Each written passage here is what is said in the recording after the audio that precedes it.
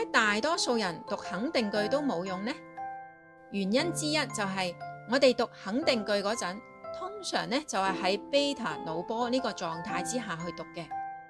為咗更加好咁樣去理解呢一點，我哋首先要了解一下 beta 腦波嘅特徵同埋對我哋讀肯定句嘅影響。beta 腦波嗰個頻率通常呢就喺12至30 Hz 之間。呢種腦波主要喺我哋清醒啦、集中注意力同埋進行思考嗰陣出現。當我哋喺處理工作啊、學習啊同埋解決問題嗰陣，beta 腦波咧就會增強。呢種狀態令到我哋能夠快速咁樣去反應、保持警覺，並且做出一啲嘅決策。但係呢種高強度嘅思考模式，同一時間呢亦都會帶嚟一啲負面嘅影響。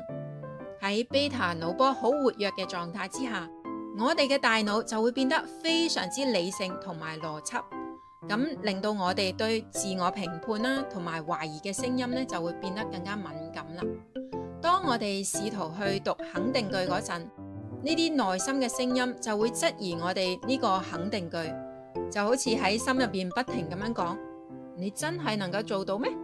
或者呢個冇可能嘅。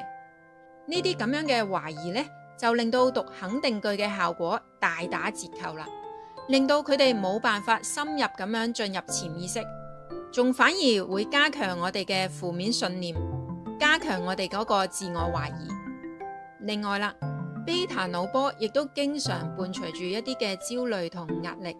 喺呢種嘅狀態之下，我哋嘅情緒波動就會影響我哋嘅思維，令到我哋冇辦法全心全意咁樣去投入去讀肯定句，感受肯定句嗰種嘅情緒。就好似喺一個好嘈嘅環境入面，你好難聽到人哋講嘅說話。喺焦慮同埋壓力入面，我哋嗰個心呢，就冇辦法真正咁樣去接納呢啲正面嘅語句。